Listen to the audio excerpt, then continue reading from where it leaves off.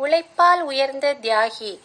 மனிதனின் வாழ்நாட்கள் குறுகிக் கொண்டே வரும் இந்த காலத்தில் ஒரு மனிதர் 104 ஆண்டுகள் உயிர் வாழ்ந்தார் என்றால் அது ஆச்சரியமான ஒன்றுதான்.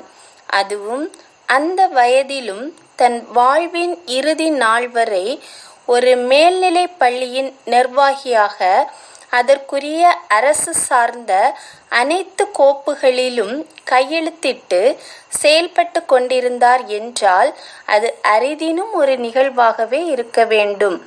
சுமார் 67 ஆண்டுகளுக்கு முன் இந்த ஊருக்கு பெத்தேல்புரம் என்ற பெயரை வழங்கி மிகவும் பின்தங்கிய நிலையில் இருந்த இந்த கிராமத்தை தன் தியாகத்தாலும் அயரா முயற்சியினாலும் வளர்ச்சி பாதையில் கட்டி எழுப்பி வழிகாட்டி நடத்தி வந்தவர் எங்கள் அன்புக்கும் பாசத்திற்கும் பெரும் மதிப்பிற்கும் உரிய பெத்தேல்புரம் பாஸ்டர் எஸ். ஞானராஜ் எனும் மாமனிதன் ஆவார்.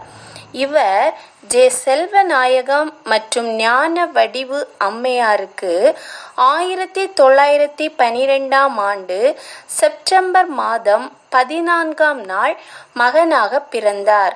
ஊருக்கு பெயரிட்டதோடு நின்று விடாமல் சாலை, மின்சாரம், பேருந்து, பள்ளி, தேவாலயம் என்று எண்ணற்ற சேவைகளை இந்த ஊருக்கு கொண்டு வந்தார்.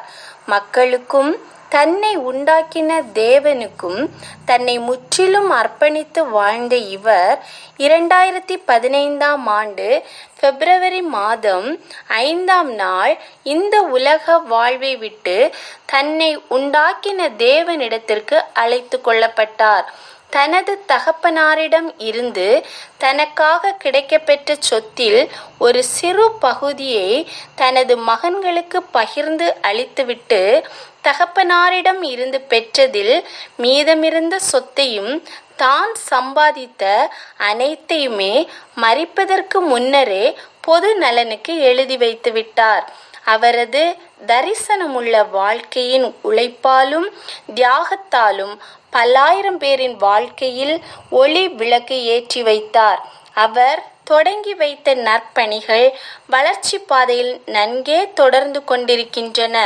மாமனிதர்கள் உருவாக்கப்படுவதில்லை, கர்த்தரால் படைக்கப்படுகின்றனர்.